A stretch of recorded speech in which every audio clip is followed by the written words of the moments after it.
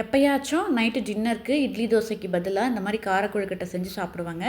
ரெகுலராக பார்த்திங்கன்னா இது செஞ்சாலே தேங்காய் சட்னி வச்சு சாப்பிடுவோம். இந்த டைம் வந்து கார சட்னி நம்ம ப்ளெயினாக அரைப்போம் இல்லைங்களா, வதக்காமல் இதுவும் அது செஞ்சு சாப்பிட்ருந்தோம். அவ்வளோ நல்லா இருந்துச்சு.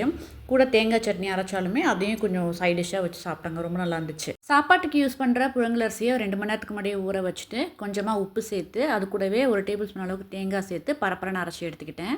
தாளிக்கிறதுக்கு எண்ணெய், கடுகு, கடலைப்பருப்பு, உளுத்தம் பருப்பு, கருவேப்பிலை, பச்சை மிளகாய் சேர்த்துட்டாங்க. பச்சை மிளகாய் சேர்த்தா தான் இது நல்ல வாசனையாக இருக்கும். கொஞ்சமாக சீரகம் சேர்த்துட்டு சின்ன வெங்காயம் தான் இன்றைக்கி நான் பொடியாக கட் பண்ணி வச்சுருக்கேன், அதை சேர்த்துக்கிறேன். இது இன்னுமே வாசனையாக இருக்கிறதுக்கு கொத்தமல்லி தலையை பொடியாக கட் பண்ணி சேர்த்துக்கிட்டேங்க. இந்த வெங்காயம் வதங்கும் போதே கொத்தமல்லி தலையும் கட் பண்ணி சேர்த்துக்கிட்டேன். இப்போ இது வதங்கினதுக்கு அப்புறமா நம்ம அரைச்சி வச்சுருந்த மாவை இதில் ஊற்றிக்கலாம். சில டைம் டின்னருக்கு என்னடா பண்ணுறதுன்னு மண்டை பிச்சுக்கிற மாதிரி தாங்க இருக்கும். எல்லா டைமும் இட்லி மாவு இருக்குதுன்னு சொல்ல முடியாது. அதே சமயத்தில் கோதுமை மாவு, ராகி மாவுலாம் கூட ஸ்டாக் இல்லாமல் இருக்கலாம்.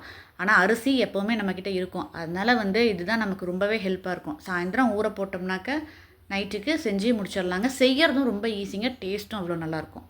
இதை செஞ்சு பார்க்காதவங்க கண்டிப்பாக ட்ரை பண்ணி பாருங்கள்.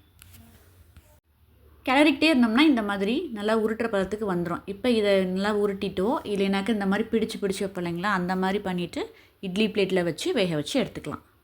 இப்போ இது கொஞ்சம் ஆறி வந்துருச்சுங்க, கை பொறுக்கிற சூடு வந்துருச்சு. நான் இந்த மாதிரி பிடிச்சி வச்சுக்கிறேன்.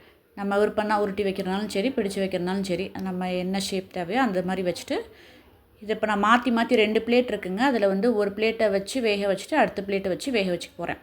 இது இந்த மாவு நல்லா வெந்திருக்கிறதுனால வச்சு ஒரு 3-4 நிமிஷத்துலேயே போதுங்க, வெந்துடும். நம்ம எடுத்து செக் பண்ணுங்கிற அவசியமே இல்லை. வச்சு ஒரு 3 நிமிஷம் கழித்து எடுத்துடலாம்.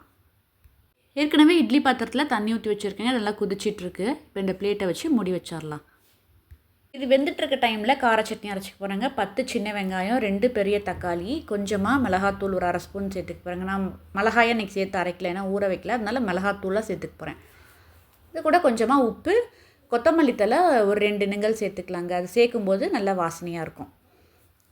இப்போ இது எல்லாத்தையும் நல்லா ஃபைனாக அரைச்சி கொண்டு வந்துட போகிறேன். இது நல்லா அரைச்சிட்டு நம்ம தேவைப்பட்டால் தாளிச்சிக்கலாங்க. இல்லைனாக்கா வெறும் நல்லெண்ணெய் மட்டும் ஒரு 2 ஸ்பூன் சேர்த்துட்டு மிக்ஸ் பண்ணி வச்சிடலாம். அதுவுமே ரொம்ப நல்லாயிருக்கும். இப்போ கார கொழுக்கட்டையும் சூப்பர் சாஃப்டாக வெந்து வந்துருந்துச்சுங்க. டேஸ்ட்டும் ரொம்ப நல்லா இருந்துச்சு. இது கூட நம்ம தேங்காய் சட்னி, கார சட்னி, எந்த வகை சட்னினாலுமே, கொத்தமல்லி சட்னி எல்லாமே ரொம்ப நல்லாயிருக்கும். கண்டிப்பாக ட்ரை பண்ணாதவங்க ட்ரை பண்ணி பாருங்கள். பாய்.